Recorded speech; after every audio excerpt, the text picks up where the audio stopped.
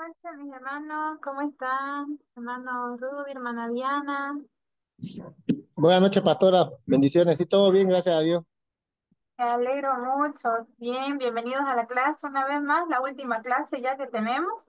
Vamos, dice la palabra del Señor que donde están dos o más reunidos en su nombre, ahí está, ¿no? Su presencia. Entonces, aquí somos tres entre lo que van llegando sus compañeros. Vamos a iniciar la clase del día de hoy con lo que es el tema número 8 y ya luego vamos a estar con lo que es el examen. Entonces, en esta ocasión me gustaría, por favor, que mi hermana Diana inicie la clase con una oración, la última clase. Amén.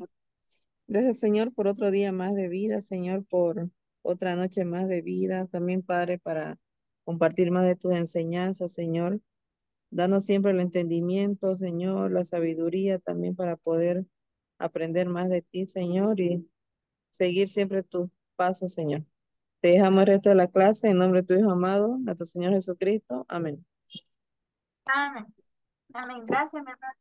Bien, vamos a iniciar entonces. El tema de hoy se llama defensa de la fe y la perseverancia en la verdad, ¿no? Guardando la fe, la fidelidad doctrinal y la perseverancia en la verdad del Evangelio. Entonces, sabemos que la defensa de la fe y la perseverancia en la verdad son los elementos más fundamentales en nuestra vida cristiana, especialmente en este mundo, ¿no? Donde las falsas doctrinas, influencias seculares, herejías amenazan constantemente la pureza del evangelio como tal y nos ofrece un evangelio más adulterado, ¿no?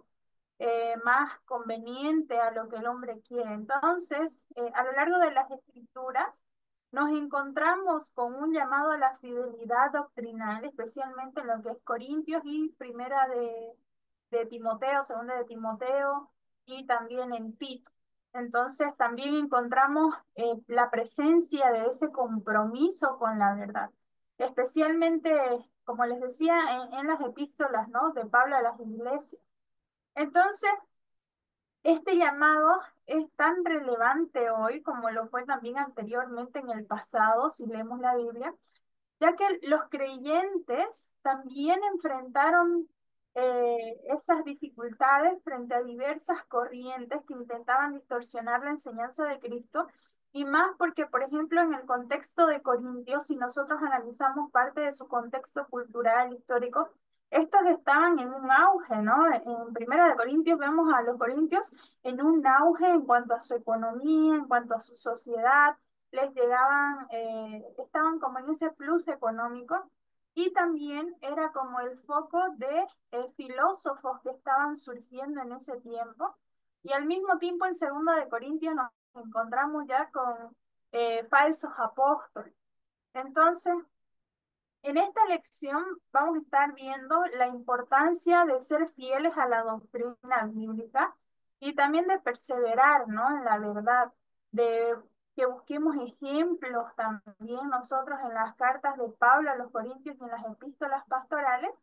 Y a través de esta enseñanza, de este tema número 8 que es el último que he dejado para el final, vamos a estar aprendiendo también el cómo la fidelidad a la verdad y también la perseverancia, la fe nos ayuda a mantenernos firmes en Cristo y que evitemos ese engaño, ¿no? De doctrinas erróneas, de herejías quizás, o de doctrina que parece verdadera, pero realmente tiene por detrás un poco de levadura, ¿no? Que aleuda toda la masa.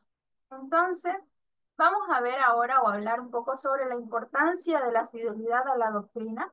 Y para esto me gustaría que pueda leer alguien, por favor, Primera de Timoteo, capítulo 4 versículo 16.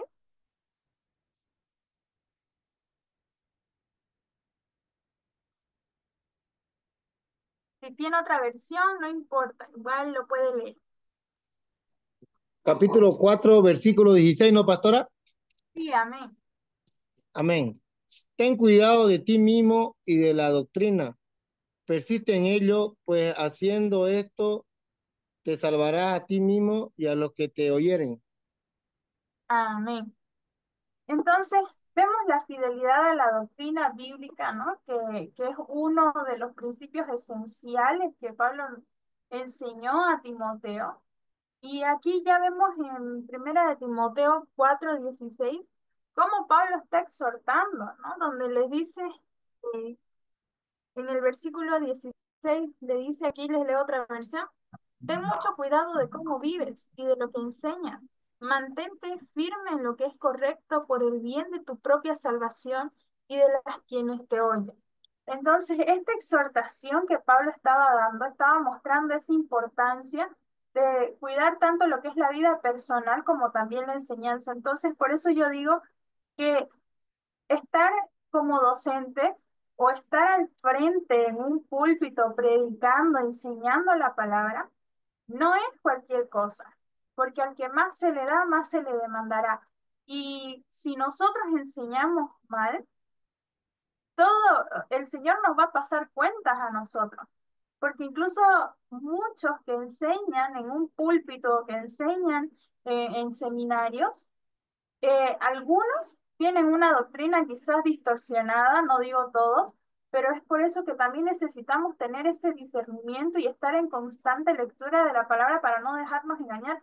Pero yo siempre tengo ese cuidado, siempre que me toca enseñar, lo hago con ese temor de fallar, porque puede ser que por lo que yo esté enseñando, que Dios no lo permita, pero si yo llego a enseñar mal, puedo distorsionarle quizás de alguna forma o de algún modo la fe a alguien. Entonces, es por eso que el enseñar debe ser con mucho cuidado, debe ser con mucha oración, debe ser con esa guía del Espíritu Santo. Y es por eso que me gusta mucho antes de iniciar poder orar y que sea el Espíritu Santo dirigiendo, porque siempre tengo como ese temor. Y cuando a usted le toque enseñar, sea quizás en su iglesia o le toque predicar en su iglesia o en cualquier lugar donde el Señor lo ponga o lo mande, usted también tiene que tener ese temor, ¿no? Usted va a sentir incluso ese temor a que cualquier cosa que usted diga, como en una corte, ¿no? Todo lo que diga puede ser usado en su contra. Entonces, así mismo pasa en lo que es la vida espiritual. Por eso es que enseñar la palabra es algo muy complejo. Incluso me acuerdo que cuando estaba recién convertida por allá por el 2012, me acuerdo que invitaron a unos pastores a mi iglesia y yo en ese tiempo estaba nuevita en la fe, porque estaba recién convertida, ¿no? Tenía como 6 meses de convertida aproximadamente. Y recuerdo que yo estaba con ese primer amor, ese fuego, leyendo la palabra, leyendo la Biblia. Y recuerdo bien que en uno de los cultos, y esto ya lo he contado antes, pero igual lo vuelvo a recalcar, recuerdo muy bien que en uno de los cultos eh, habló un predicador invitado y dijo que, o estaba enseñando a la iglesia en general, diciendo: ¿ustedes cómo creen que Adán y Eva se reprodujeron en el huerto del Edén, ¿no? Al principio. Y todos, pues, usando la lógica, ¿no? Dijeron: no, pues, con lo natural del ser humano, ¿no? Haciéndose una sola carne. Y él dijo: no, porque antes no había lo que es el sexo. Entonces, ¿cómo es que se reprodujeron? Entonces, él comenzó a enseñar que estos se habían reproducido diciéndose mi amor, cielo, cariño, corazón, y quedó como, no sé, sentí como que algo ahí del Espíritu Santo diciéndome que eso no estaba bien, ¿no? Incluso suena hasta un poco, hasta gracioso, porque realmente no es así. Y si yo en ese momento no hubiese leído la Biblia, probablemente me hubiese creído lo que él estaba diciendo. Como muchas personas se han creído que Adán y Eva mordieron una manzana, cuando realmente en la Biblia no dice que fue una manzana, ¿no? No dice qué fruta fue. Entonces, por eso es que la enseñanza o la verdad bíblica y el ser fieles a la verdad bíblica no solamente requiere que estemos atentos a la voz del Espíritu Santo, sino que también estemos constantemente en la lectura de la palabra, ¿no? Y al momento de enseñar, pues mucho más. Entonces, la fidelidad doctrinal no solamente afecta, como les decía, a una persona, sino también a aquellos que lo escuchan, es decir, no solamente lo va a afectar a usted, sino también va a afectar a todos los que lo estén escuchando y todos los que estén recibiendo su enseñanza. Entonces, aquí Pablo, en 1 Timoteo 4:16, subraya, ¿no? Que el descuido de la doctrina puede llevar al error y al engaño, mientras que la perseverancia en la enseñanza verdadera va a traer salvación, va a traer edificación a lo que es la iglesia. Entonces, la doctrina viene a ser esa columna vertebral de nuestra fe, porque nos brinda esa comprensión clara de quién es Dios, cuál es nuestra condición, cuál es el camino a la salvación. Y sabemos que en este siglo XXI hay un montón de doctrinas.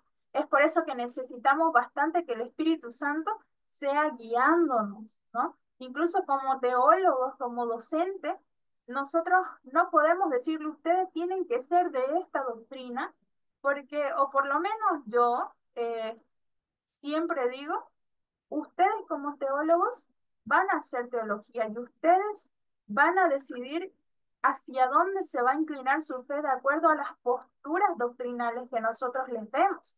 Porque está la doctrina arminiana, la doctrina wesleyana, la doctrina metodista, la doctrina bautista, está la doctrina calvinista. Entonces hay un montón. ¿Cuál es la verdadera? No vamos a hablar ahorita en cuestión de que esta es la correcta, porque realmente es hacia donde el Espíritu Santo lo guíe a usted. Entonces, hay, por ejemplo, conozco pastores cristianos que creen, o parte de su doctrina es que los niños que han sido abortados espontáneamente o con intención, o los niños que murieron, se van al infierno, ¿no? Si no recibieron a Cristo, se van al infierno.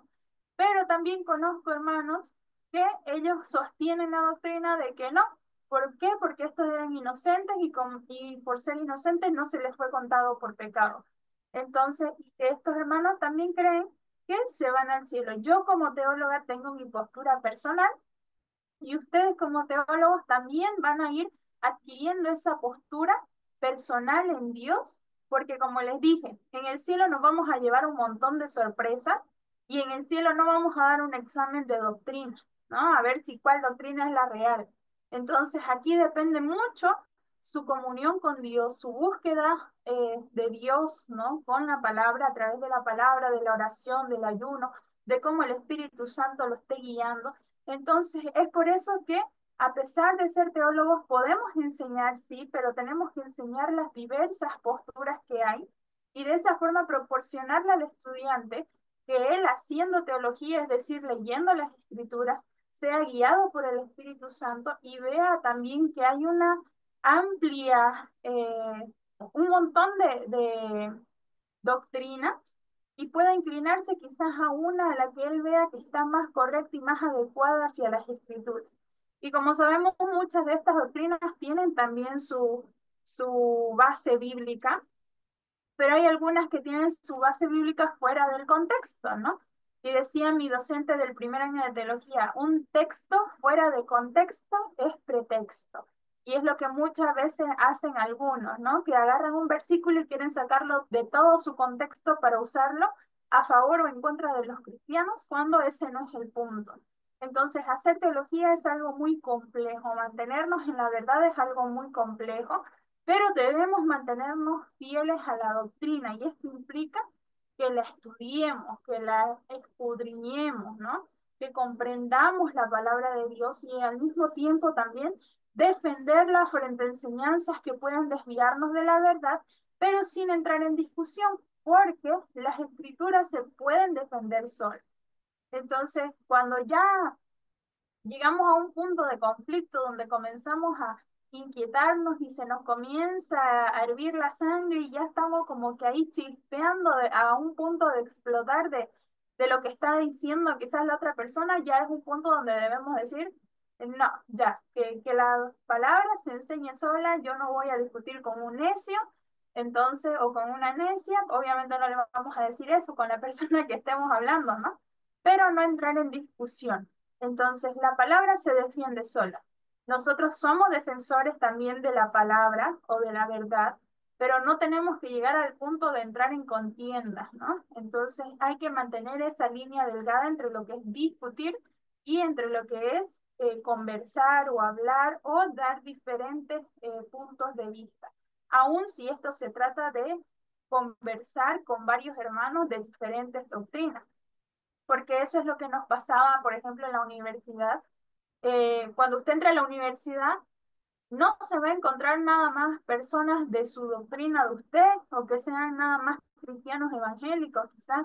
Se van a encontrar de todos, ¿no? Yo tenía compañeros que eran adventistas, tenía compañeros que eran católicos, tenía compañeros que eran metodistas, compañeros calvinistas, compañeros arminianistas, compañeros, entonces de todas las doctrinas.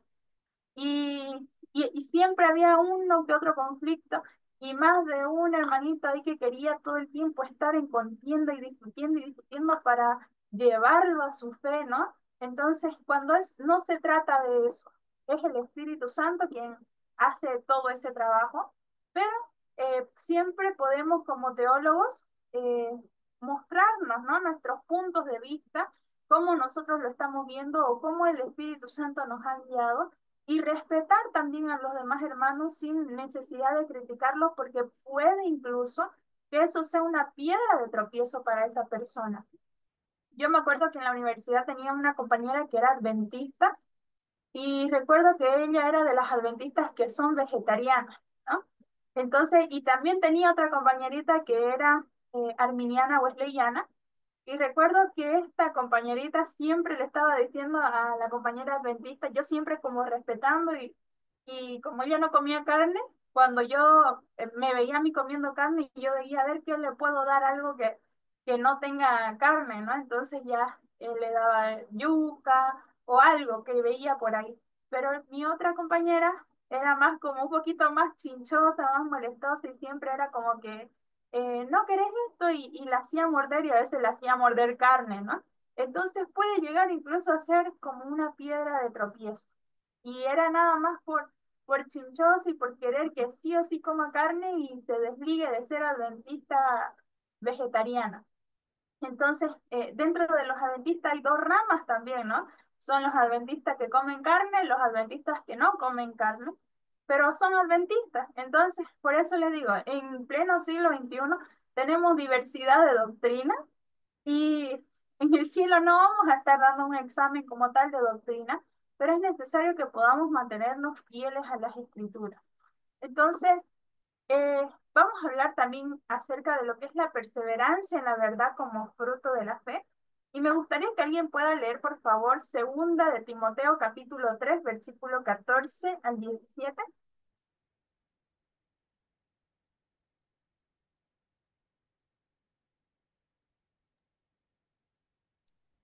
¿Qué capítulo de Segunda Timoteo, pastora? Segunda de Timoteo capítulo 3 versículo 14 al 17.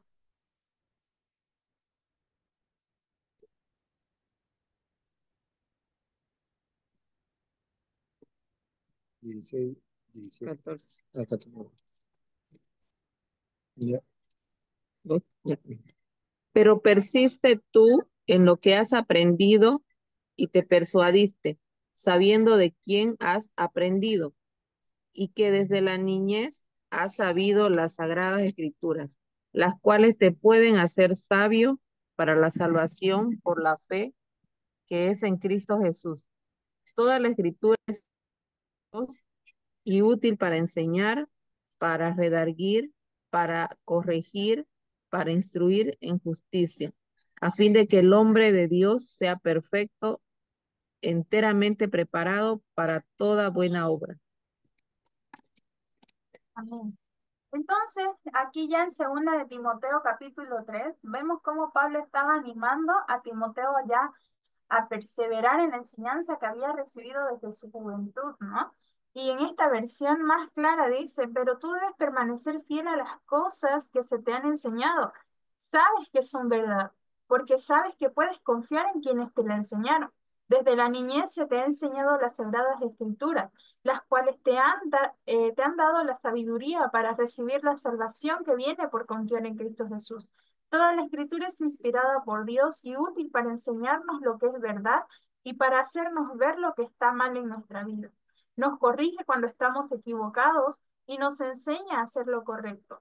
Dios la usa para preparar y capacitar a su pueblo para que haga toda buena obra. Entonces, en este pasaje se estaba destacando esa importancia, ¿no? De perseverar en la verdad y también de perseverar en las escrituras, las cuales nos dice aquí en el versículo, son, eh, a ver, aquí en el versículo 16, son útiles para enseñar, son útiles para corregir, para instruir, ¿no? Entonces, la Biblia viene a ser nuestra guía y también parte de nuestra autoridad que vamos adquiriendo como cristianos y perseverar también en las enseñanzas que tenemos en la Biblia, en las enseñanzas que nos dejó Dios, nos mantiene también alineados, ¿no? Con lo que es su voluntad y nos protege también de que caigamos en el error. Entonces, la perseverancia en la verdad bíblica no solo es conocer la Biblia, sino también es vivirla, es aplicarla en cada aspecto y en cada área de nuestra vida, tanto dentro de la iglesia como fuera de la iglesia, el practicarla. Entonces aquí Pablo enfatiza que la palabra de Dios nos equipa a todos nosotros para toda buena obra, dándonos sabiduría, discernimiento para que enfrentemos el mundo que está allá afuera y el perseverar en la verdad también requiere un compromiso, ¿no? Un compromiso diario porque significa leer la palabra, una dedicación a tener un momento de lectura de la palabra, de estar conectados con Dios, buscando siempre ser transformados a la imagen de Cristo. Entonces, y es aquí donde entra lo que es el llamado a defender la fe en medio de la hostilidad. Y me gustaría que alguien también pueda leer, por favor, Primera de Corintios, capítulo 16, versículo 13.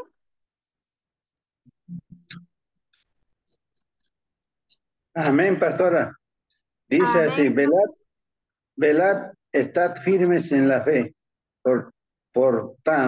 portaos varonilmente esforzaos, palabra de Dios. Amén. Entonces, aquí vemos que la defensa de la fe es una labor que exige también valentía y perseverancia, como les decía hace un momento, ¿no? Ya aquí Pablo estaba exhortando a los creyentes en Corintio con estas palabras diciendo, permanezcan firmes en la fe, sean valientes, sean fuertes, estén velando siempre, esfuércense y sigan firmes en la fe. Entonces, este versículo contiene una exhortación directa a que se mantengan firmes en la fe, velando, esforzándose en medio de las dificultades que estos tenían también. Entonces, la defensa de la fe no solo implica argumentar en contra de las falsas doctrinas, por ejemplo, sino también el que se permanezca fieles y firmes en los momentos de prueba, en los momentos de oposición del enemigo o de nuestros hermanos. Entonces los corintios enfrentaban muchas influencias externas que intentaban de alguna forma alejarlos, ¿no? De la verdad. Y aquí Pablo ya les estaba animando a que sean valientes, que no cedan ante esas presiones, porque como les dije, en este contexto Pablo estaba en un auge, o más bien los corintios estaban en un auge económico, donde no tenían prácticamente tanta necesidad. Ya en Segunda de Corintios nos encontramos ya una iglesia más necesitada, ¿no? Pero sin embargo, en esta iglesia no, no había eso. Estaban en un auge económico, a ellos eran los que mandaban el producto para vender, entonces también les llegaba, entonces había bastante movimiento en cuanto al mercadeo. Y la defensa de la fe implica una preparación constante, ¿no? Para poder defender nuestra fe también debemos sí o sí conocerla. Debemos conocerla, debemos entenderla y debemos ser capaces de explicar lo que creemos. No nada más decir yo creo que podría ser esto, sino tener esa seguridad de que lo que estamos hablando es porque realmente lo creemos así, porque lo hemos leído así y no tenemos duda de ello. Entonces, esta defensa, como les decía hace un rato, requiere también esa oración, ese discernimiento, esa constante comunión con Dios, que se pida a Dios sabiduría, al Espíritu Santo sabiduría para hablar, para actuar del modo y en el momento adecuado, así como Jesús lo hacía. Jesús mismo tenía sus momentos, ¿no? Con Dios. Él paraba todo el tiempo orando también con Dios. Obviamente no nos va a decir la Biblia a cada rato los momentos que él oraba y en qué momentos, pero sabemos que Jesús era un hombre de oración. Entonces era un hombre que cumplía con las escrituras. Y de la misma forma nos toca a nosotros seguir ese ejemplo. Y, y es aquí donde vemos la lucha contra las doctrinas erróneas también y el enemigo espiritual. Y para esto me gustaría que alguien también pueda leer 2 Corintios, capítulo 10, versículo 3 al 5.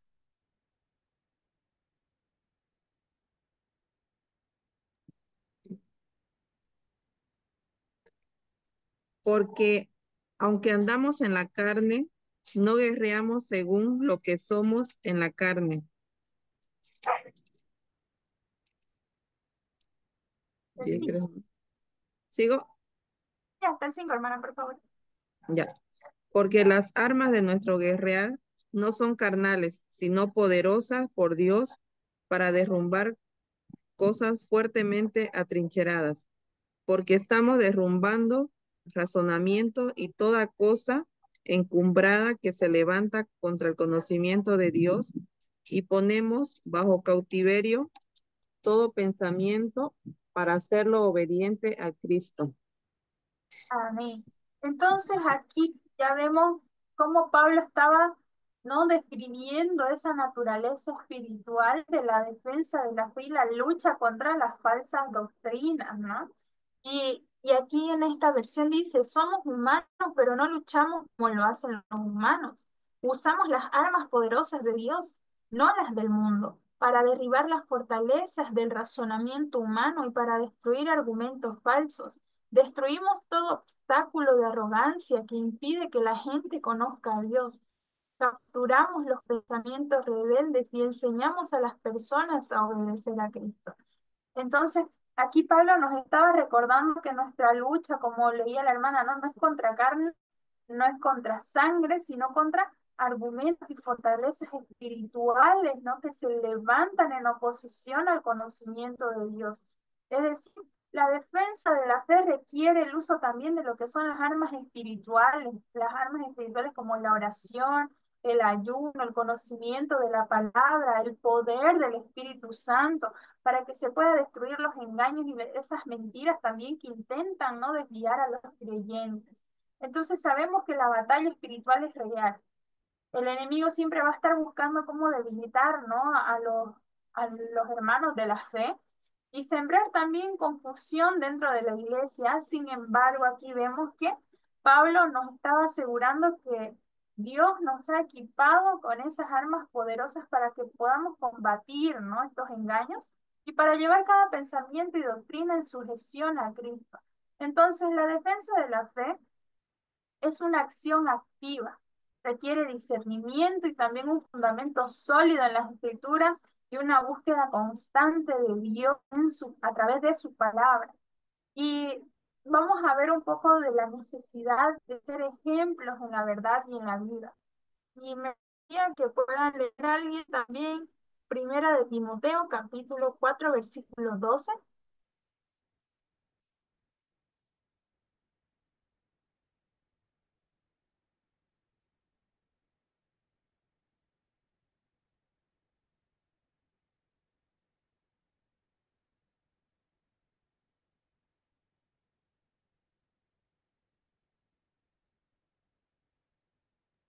Primera Timoteo 4:12, ¿no, pastora? Y amén.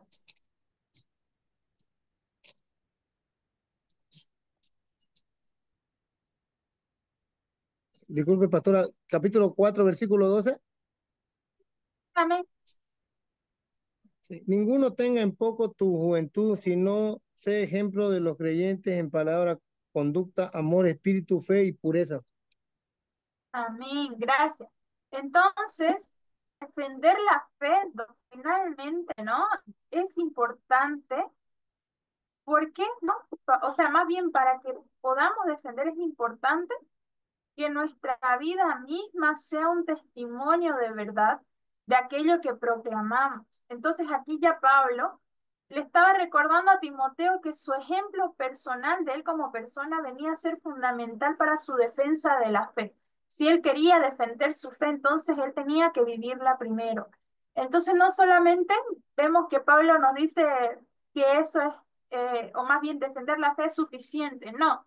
Si usted quiere defender su fe, no basta solamente con predicar la verdad, tiene que vivirla en su conducta, en el amor, en la fe, en la pureza, ¿no? De un líder cristiano.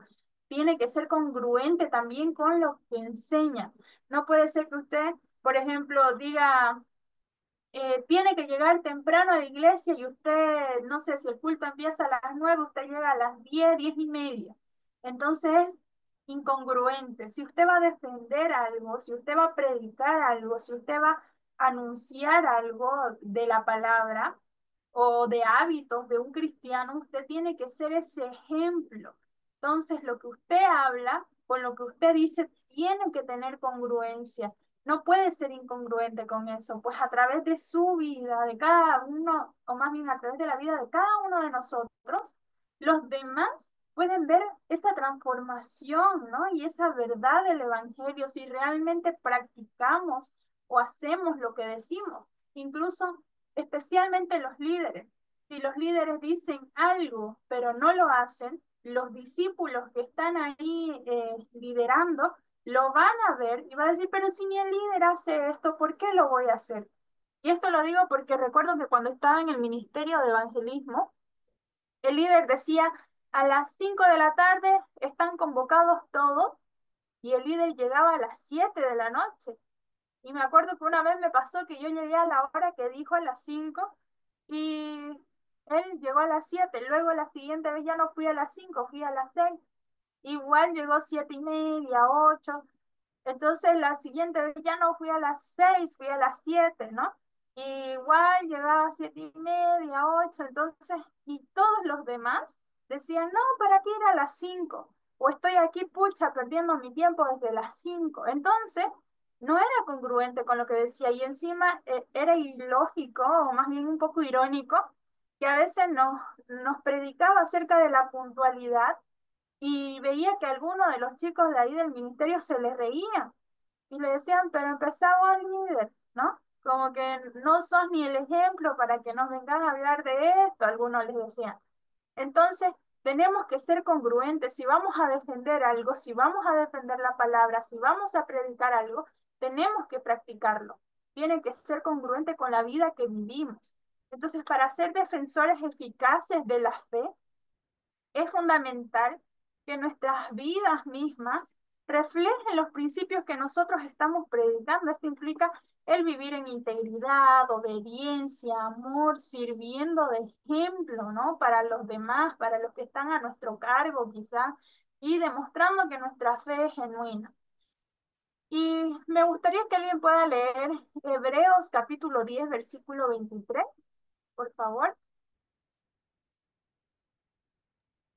Amén. Dice así, mantengamos firme sin fluctuar la posición de nuestra esperanza, porque fiel es el que prometió. Palabra de Dios.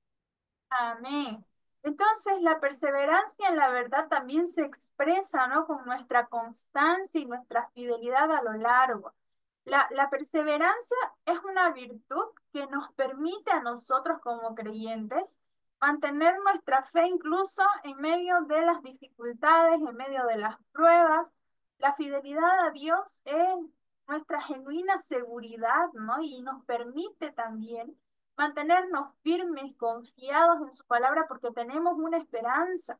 Entonces, la perseverancia en la fe requiere que confiemos en las promesas de Dios, en recordar que Él es fiel para sostenernos, para guiarnos, sin importar las circunstancias que estemos viviendo. Entonces, la perseverancia es esa manifestación de una fe madura que, lejos de ceder ante las pruebas, más bien se fortalece, ¿no? Crece. En vez de hacer que retroceda, va creciendo, se va fortaleciendo, va cambiando el material, va dejándose moldear por el maestro. Entonces esto es esencial para nuestra fe o para la defensa de nuestra fe, pues muestra, ¿no? Al mundo, a los que están allá afuera, que nuestra confianza en Dios es inquebrantable. Y, y digo que esto es esencial, la perseverancia, porque muchos en el camino no perseveran, se desaniman y se van. Entonces, la defensa de la fe y la perseverancia, la verdad es que son esos pilares de la vida cristiana. Es así como es. Estos son principios que no solo nos protegen a nosotros del error y del engaño, sino que también nos permiten mantenernos fieles a la misión que Dios nos ha encomendado de ir y predicar el Evangelio, ¿no? A toda criatura. Entonces, a través de la fidelidad doctrinal y de una vida que también refleje la palabra de Dios, nosotros podemos ser ese testimonio y dar ese testimonio poderoso y ese testimonio genuino de nuestra fe en Jesucristo. Y la defensa de la fe no es solo una tarea de los líderes, de los pastores, de los teólogos, sino de cada uno de nosotros como creyentes que deseamos vivir en obediencia, que deseamos vivir en comunión con nuestros hermanos. Es nuestro deber estudiar la palabra, vivirla, compartirla con otros, ser luz, ser testimonio de la verdad, ¿no? En este mundo que necesita desesperadamente esa esperanza en Cristo. Entonces, la defensa de la fe es nuestro deber.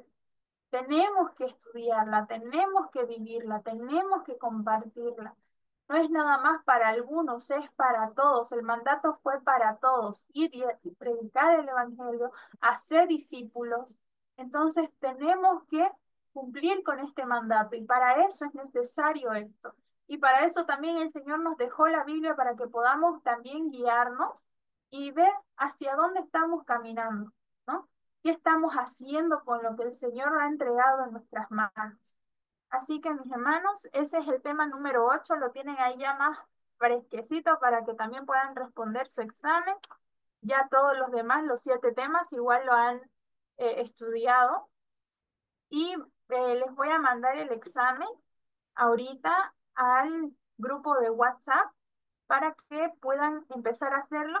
Y eh, les voy a dar hasta el día de mañana que puedan enviarme el producto final, que el producto final se los voy a mostrar cuál es para los que quizás no estuvieron.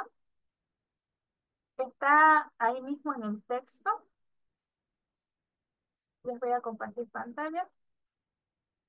Está aquí. Dice producto único. Este es el producto final que ustedes tienen que presentar. Aquí tienen todos los indicadores también de qué es lo que tienen que hacer o de qué consiste ese producto único. Y les voy a dar hasta el día de mañana, hasta las 6 de la tarde, que ustedes puedan enviarme, ¿no? El producto más su examen. Entonces, una vez usted termine, si termina hoy, el examen me lo envía hoy. Si se quiere hacer de más tarea, lo puede hacer y me lo envía hoy. Si no tiene tiempo hoy o si algo está pasando hoy y lo quiere presentar mañana, entonces para mañana. Ya eso depende de cómo usted quiera manejar su tiempo también. Entonces, mientras tanto, vamos a seguir conectados en la llamada hasta que acabe, hasta las 9 de la noche la clase, por si acaso usted vaya haciendo su examen hasta que termine la clase. Y si le surge alguna pregunta, alguna duda, alguna cuestionante sobre el examen, me hace la pregunta para yo resolvérsela aquí durante la clase. Entonces, si tiene tarea por presentar, me la puede ir mandando. Si ya lo presentó todo, bien también, gracias. Y les recuerdo, por favor, también lo del pago del texto. Ahí algunos le mandé mi QR. Son 25 bolivianos, ¿sí? Eso es más que todo por el trabajo del docente de hacer el texto desde cero. Entonces, por el tiempo que se tomó el docente por hacer. Y bueno, mis hermanos, entonces voy a orar por ustedes para que el Espíritu Santo los vaya guiando y refrescando y trayendo a memoria todo el conocimiento aprendido durante las clases. Con gusto, no sé si los voy a ver ya en lo que queda del año, ¿no? En diciembre, pero ya al año es muy probable que sí. Entonces espero verlos ahí firmes, perseverando en la fe, perseverando en el seminario, siendo constantes, ¿no?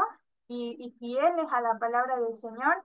Y en caso de que no los vuelva a ver, igual ha sido un gusto poder compartir con ustedes, saber que tengo hermanos en la fe buscando constantemente la palabra del Señor y espero que sigan así. Entonces, voy a orar.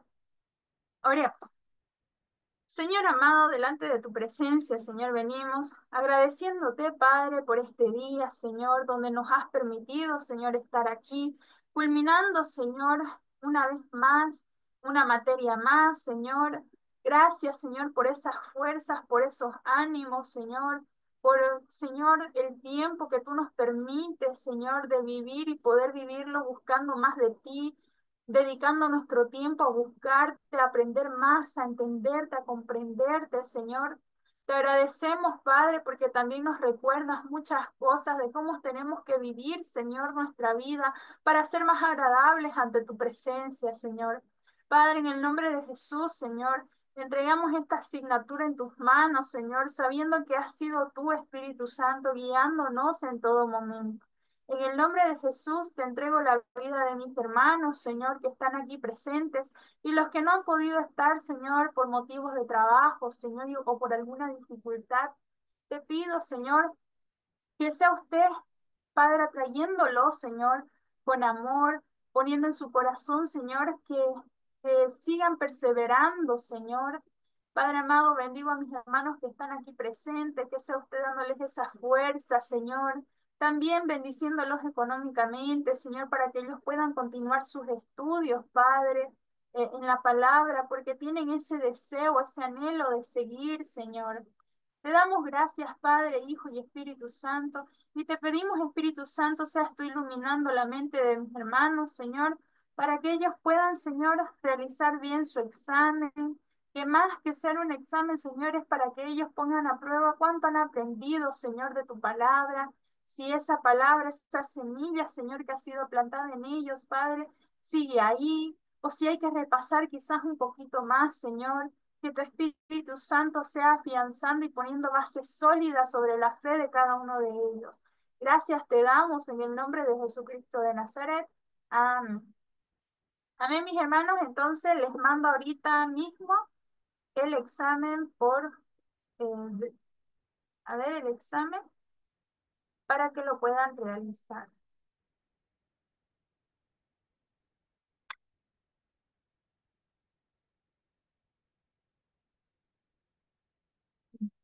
Entonces, pueden quedarse aquí hasta que sean, hasta dentro de 10 minutos más y léanlo las preguntas y ahí me avisan si tienen ahí alguna duda o pregunta sobre las preguntas. Ya si se acaba el tiempo de la clase, igual me pueden escribir por WhatsApp y yo les voy a estar respondiendo. ¿Amén?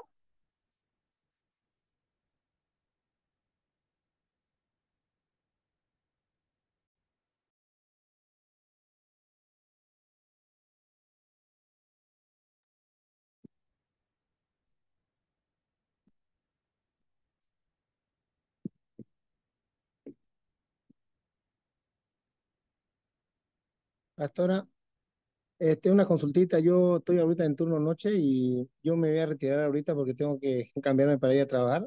Yo se lo envío mañana ya, pastora. Desearle un éxito a usted, pastora, que Dios me la bendiga y que Dios siga guiando su camino, pastora.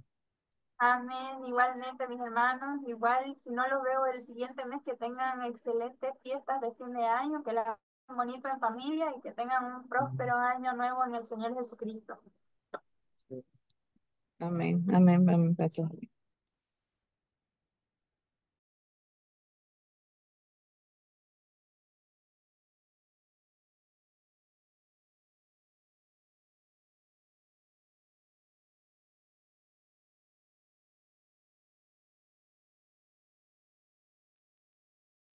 Lo que vamos a hacer ahorita es que vamos a finalizar para que se queden haciendo tranquilos su examen. Cualquier duda, pregunta que tengan sobre el examen, me escriben y yo voy a estar ahí para resolverles su duda. Sí, voy a estar atenta ahí cualquier cosa al celular. Entonces me mandan un mensaje y ya les respondo. Entonces su examen me lo envían por privado al grupo, ¿no? Sí, por favor. Entonces, muchas bendiciones, mi hermano. Un saludo y un abrazo fraternal. Bendiciones.